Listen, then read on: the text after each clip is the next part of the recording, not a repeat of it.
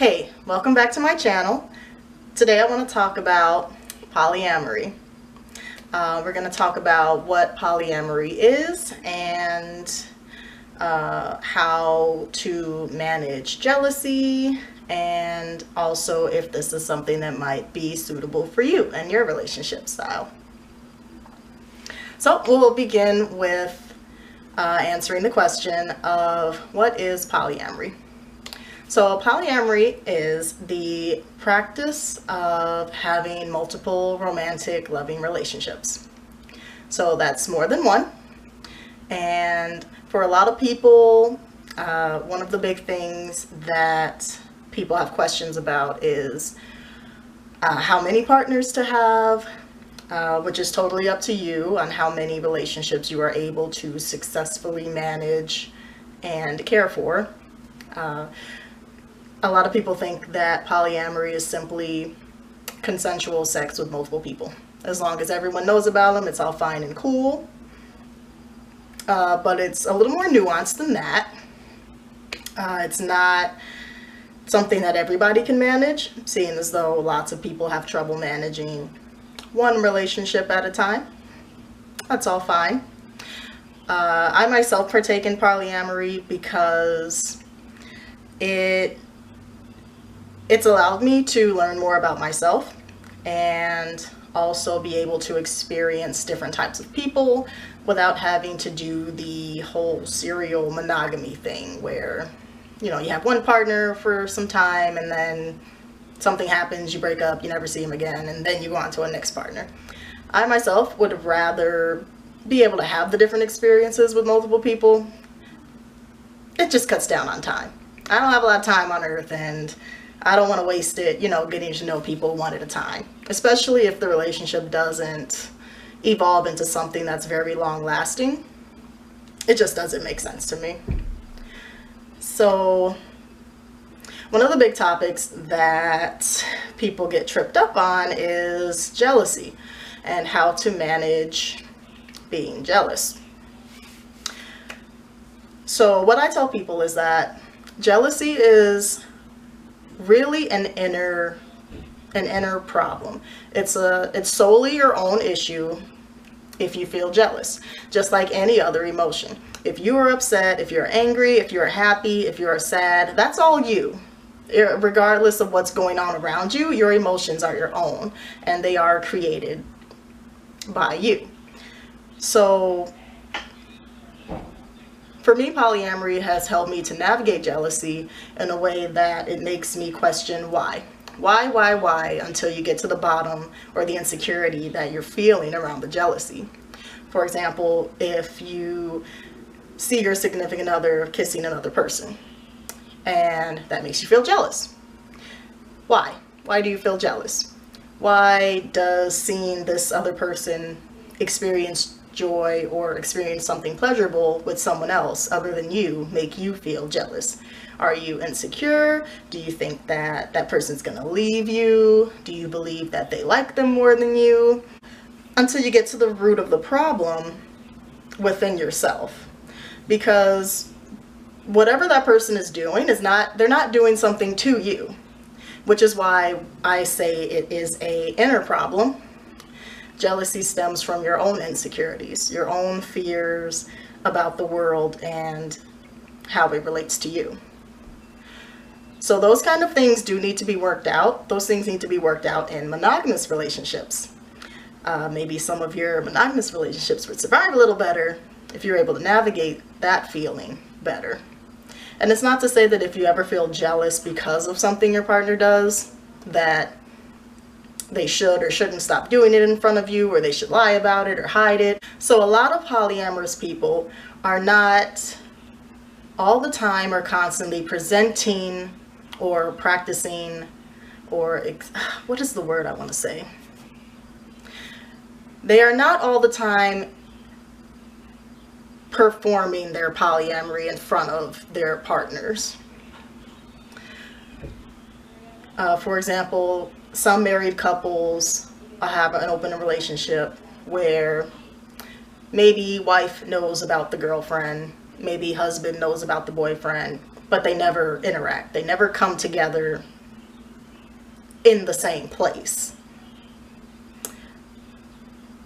So there's different ways that you can set up your relationships, as opposed to in monogamous relationships where it's already implied that it's you and me and only us and in our private spaces. So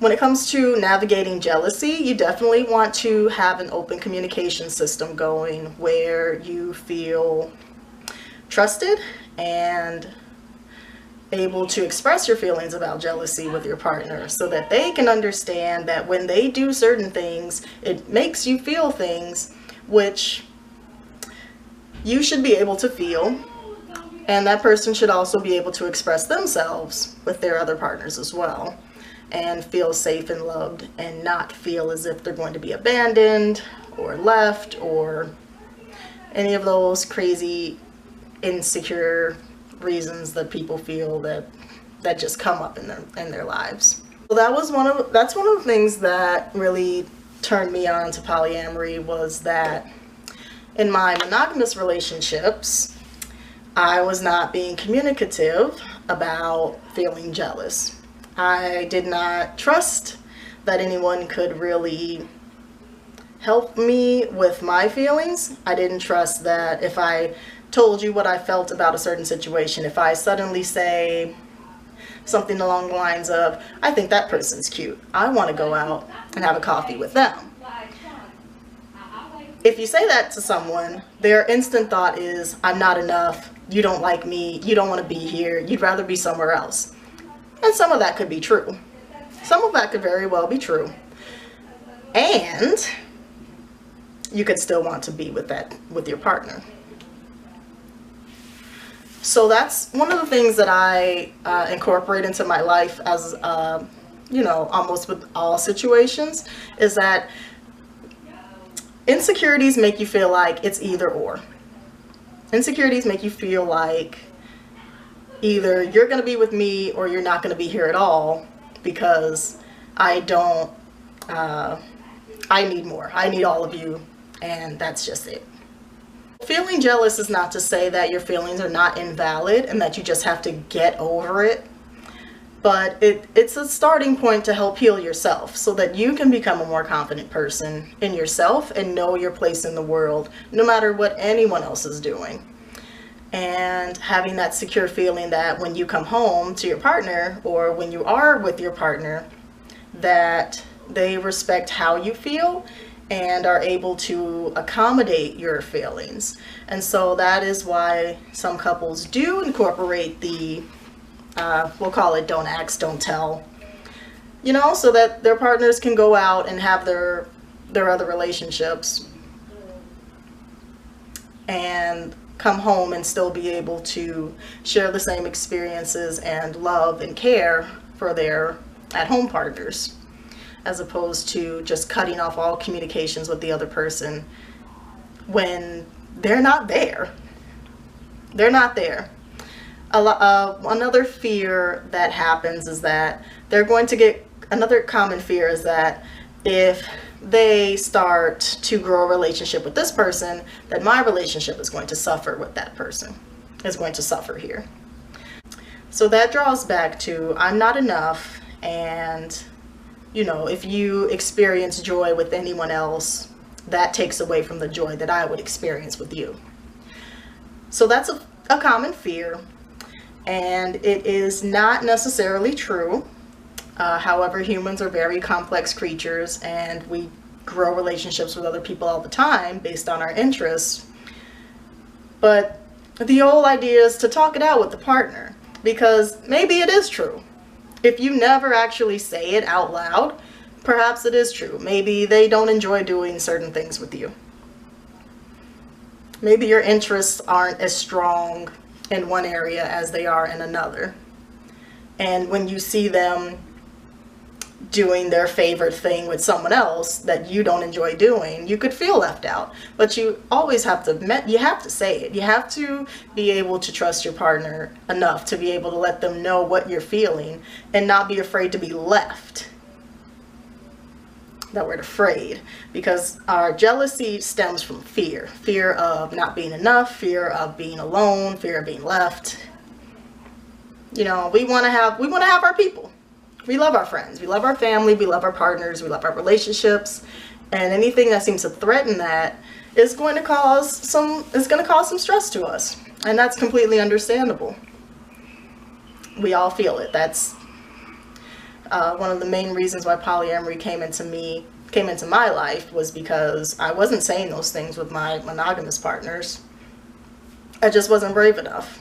I was afraid of being alone. I was afraid of being left.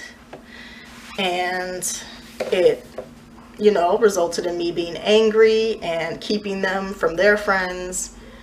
They couldn't live their lives.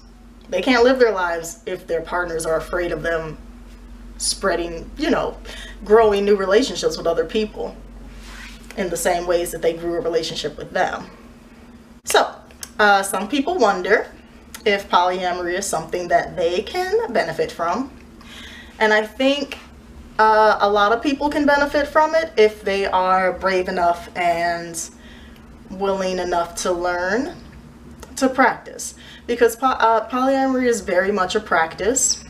It is not intuitive to most people, because we've all been conditioned to follow the status quo of monogamy, which is, you know, if you look at anyone else with the same look you have for me, that's danger. We don't do that. That polyamory really tugs on the fear of, if you feel this way for someone else, you won't have the feeling for me. And the fun fact about humans is that we can have feelings for multiple people in multiple ways at the same time and act on them. And, you know, because we're always evolving and growing, that fear of being left or you experiencing someone with someone else, that is some of our experience. Some polyamory people, there are stories of people who've tried polyamory and it resulted in jealousy, fights, anger, and, you know, that happens. That's just what happens. But, you know, it's not for everyone. Not everyone can learn to navigate their own emotions and express that in a way that other people can understand and be communicative enough to, you know, for their partners to understand what they're feeling so that they can work around that. Some people can understand and are not willing to work around that. And that's a scary thing to learn from a partner. It's a scary thing to learn from a partner, that you are needing something and that person can't give it to you. Well, the beauty in that is, now you know, you can't ask for that specific thing from that person. They cannot give it. What do you do now? You can choose to stay in your relationship, or you can choose to look for someone who may be a better fit for you, who may be able to give you that thing that you need, that emotional support, that little bit of leeway to help you to get around, you know, not leeway, that you know, it gives you an opportunity to find someone who has a little bit more or a different set of personality traits that can really, you know, help you to feel more secure in yourself, if that's the point that you're at. Some of us can, you know, have multiple partners. They can leave, go on vacations, get married, divorce, come back to us, and it's all fine. And then some of us, we can't handle it. Some of us can't handle it. And the nice thing about that is everything is a talking point. For monogamous people, you know, you think that these two sets of rules really governs how you behave with each other. And that is, this is crazy, but I think some of the two things that are really deal breakers with monogamy would be abuse and cheating. When I first started dating, those were the two things that, you know, you could not stay in a relationship if those things were happening. If that was happening, you know, the relationship is over, you end it, you get out, you never see him again. And when I first got into polyamory, that's basically the point where I was at. Everyone, you know, all of my relationships before were ended really horribly because of cheating. And when I got into polyamory, I was desperately trying to avoid that ending. That ending to me was a failure. That the relationship didn't work out because I cheated. I didn't know how to just have one person and be okay. I didn't know how to just be with them and that be the end all be all. I didn't know how to leave them. I didn't know how to leave when it was time. I didn't know how to say, hey, I'm bored here. I didn't know how to say, hey, I don't think this is working out. I didn't know I did not have that skill. Didn't have it. So for me, polyamory was a way to escape that cheating label. It was a way for me to be honest and say, hey, I want to explore these things with you. I want to have this relationship with you. I'm also going to have this kind of relationship with other people. Are you okay with it? I'll get a yes or a no, and I'll get some strange answers like, oh yeah, but I'd get some strange answers outside of yes and no that just didn't fit well with me. But it gave me that opportunity to grow in that way, because I wasn't asking that before. Before I was just, okay, here I go again, back into another relationship. I hope this one works out. I hope I don't get bored. I hope I don't meet someone who likes to do things just like I do that this person might not be giving me. I hope I don't meet anyone like that, because that's going to ruin me, because I'm going to cheat. Which is not, you know, it wasn't right. I definitely did not want to continue that lifestyle. You know, I wanted to be honest. I wanted to have lasting, caring relationships with people. And hey, quite frankly, lots of people. You know, I was always curious of seeing what someone else could show me, what new experiences that I could get from someone else. And it wasn't always about love for me. It's really about, for me, it was really about experiences. I wanted to see new places, go to new neighborhoods, see someone else's mind, see what they think. What's it like to hang out with them? And I would go for it. I would go for it. And now I can go for it and not feel like I will come home.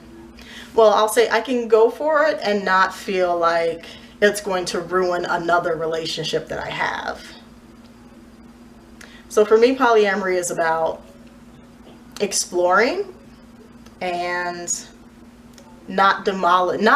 exploring without the fear of demolishing what I already have existing as good. And not to take away from what's already good, but to add to my life. And not necessarily to take away from what I've already got. So in the question that is polyamory for you, it could be. You know, don't be afraid to try. It does revolve a lot around consent, communication, and openness.